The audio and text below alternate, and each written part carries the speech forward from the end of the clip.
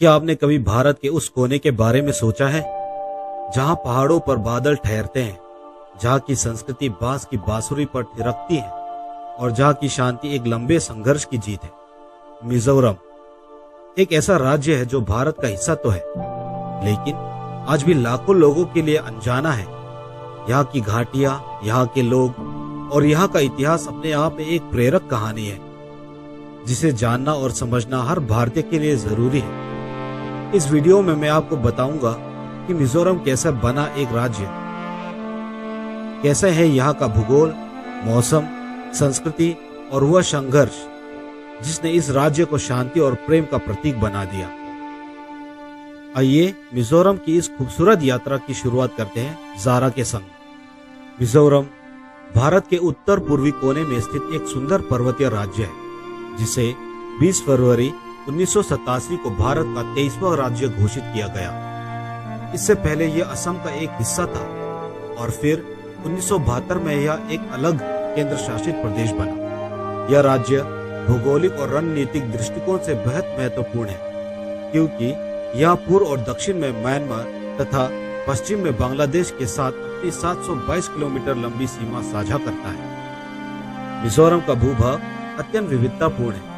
यहाँ की पहाड़ियां हरी भरी हैं और नदियां द्वारा विभाजित भी हैं, जो उत्तर या दक्षिण की ओर बहती हैं, जिससे गहरे खड्ड और घाटियां बनती हैं।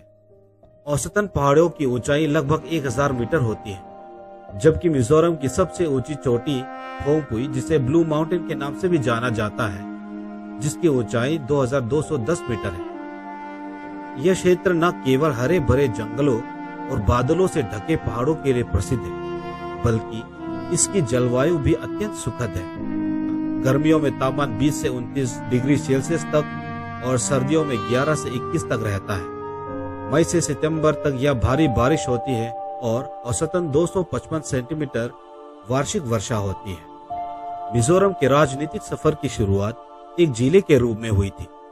फिर 1972 में यह केंद्र शासित प्रदेश बना। उसी वर्ष सूचना, जनसंपर्क एवं पर्यटन विभाग, information, public relation and tourism department की स्थापना हुई। इसके पहले निदेशक थे श्री RL थंजोना, जो असम सिविल सेवा के अधिकारी थे। बाद में पर्यटन और मुद्रण विभाग अलग कर दिए गए और यह विभाग केवल सूचना और जनसंपर्क विभाग के रूप में कार्य करने लगा।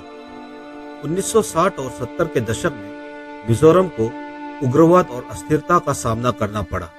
इस कठिन समय में सूचना एवं जनसंपर्क विभाग ने न केवल सरकार की आवाज लोगों तक पहुंचाई, बल्कि सांस्कृतिक कार्यक्रम, बीट प्रतियोगिता, मेलों और शैक्षणिक यात्राओं के जरिए लोगों के दिलों में विश्वास बहाल किया। श्री RL थंजोना खुद एक बार हमले से बाल बाल बचे थे, जब वे राज्यपाल श्री SP मुखर्जी के साथ दौरे पर थे। इन प्रयासों के कारण धीरे धीरे जनता, चर्च नेताओं और संगठनों को विश्वास में लेकर एक संवाद की शुरुआत हुई।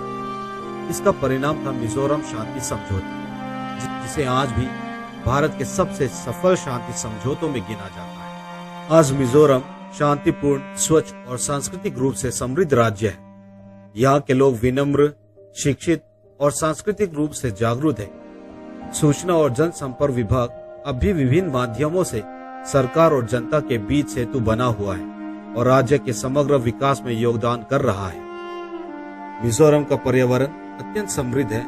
यहाँ आपको लगभग हर प्रकार के उष्णकटिबंधीय वृक्ष और वनस्पतियां मिलेगी। मिजो समाज में बांस का विशेष महत्व है। यहाँ के त्योहार, पारंपरिक नृत्य और लोकगीत मिजोरम की आत्मा को दर्शाते हैं। आज भी भारत में ऐसे कई लोग हैं जो मिजोरम के बारे में नहीं जानते, इसलिए मेरा उद्देश्य है कि हिंदी भाषी दर्शकों तक मिजोरम की अनकही कहानी पहुंचाई जाए। अगर आप भी मिजोरम को गहराई से जानना चाहते हैं तो मेरे चैनल जारा मिजोरम को जरूर सब्सक्राइब करें। भारत के इस कोने को जानने का सफर यहीं से शुरू होता है। फिर मिलेंगे। धन्यवाद।